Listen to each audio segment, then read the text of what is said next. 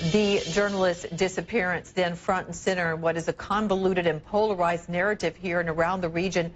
Andre Brunson's return to the U.S. from detention also informing the chaotic diplomatic dance we see being played out around the region and in Washington. Let's talk more about this. I'm joined from London by Richard Johnson. He's a lecturer in U.S. politics and international relations at Lancaster University. Richard, we appreciate your time on this. Much to discuss here. Well, President Trump does have serious bragging rights this week, from the Supreme Court justice to now the release of the American pastor from Turkey, which he's been working on much. And then there's Kanye West, however you characterize that one, singing the president's praises in the Oval Office. If this is a reality show, this is a pretty good one for the president this week, do you think?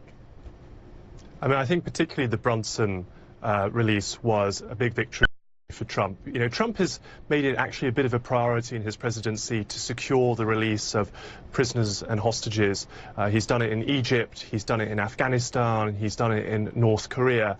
And so this was part of that sort of approach.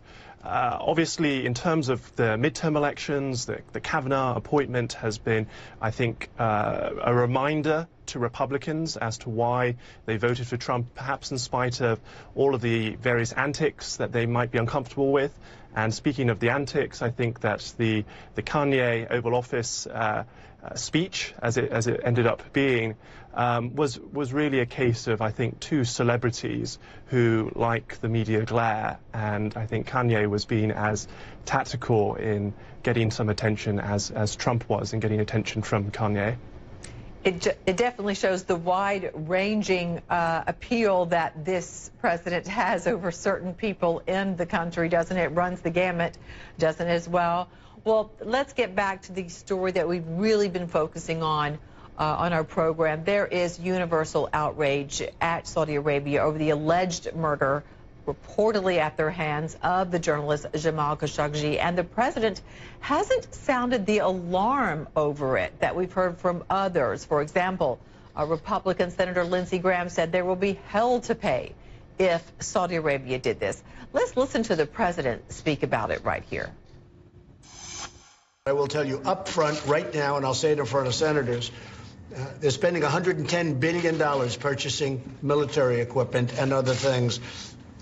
If we don't sell it to them, they'll say, well, thank you very much, we'll buy it from Russia, or thank you very much, we'll buy it from China. That doesn't help us, not when it comes to jobs and not when it comes to our companies losing out on that work. But there are other things we can do. Let's find out what the problem is first, okay? The question is he working hard enough to find out what the problem is? Some leaders in Washington question the president putting money, of course he relates it to jobs, before American values and finding the truth. Well, first of all, Trump is a deeply transactional politician. He's a deeply transactional person. And so I think in some ways it's no surprise that he's putting the dollar values first. I think the Trump presidency, and one of the ways in which it's been such a disruption from American politics of the past, is that Trump really has abandoned the kind of tradition of at least paying lip service to human rights. The United States is a protector of human rights. I mean, I think it's interesting, you know, every U.S. president since George Bush Sr. made their first presidential visit to Canada. Trump's first was to Saudi Arabia, I think in part because he wanted to get more deals in terms of arms from Saudi Arabia. Now, I think maybe the Trump people would say maybe the president is being just less hypocritical than his predecessors, that U.S. presidents haven't challenged Saudi Arabia over executions and women's rights and so on in the past in any serious way. But this is obviously a particularly distressing situation because it's a U.S. resident who has gone missing and we believe has been killed. And the president has taken a very nonchalant attitude towards it because at the end of the day, it's the dollars that come first in terms of his approach to public policy. And on that nonchalant attitude, some have questioned whether it also has something to do with the close ties between this Saudi Arabia and Mr. Trump's business interests and the Kushner's business interests. Yeah, I mean, that's always looming in the background. And of course, you know, the president, although he took some steps to distance himself from his businesses, because they're owned enterprises at the end of the day, he's really not that distant. And of course that pales in comparison to how, for example, Jimmy Carter, who's a total opposite of the United States president, the current one, on human rights, sold his peanut farm because he didn't want to have a conflict of interest as president.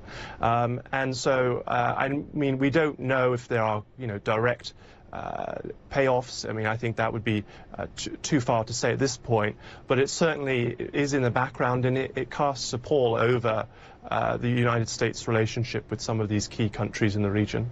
Well, we'll be watching closely to see the next steps by the White House on this story. We appreciate your insights. Richard Johnson, thanks so much for joining us. Thank you. Well, coming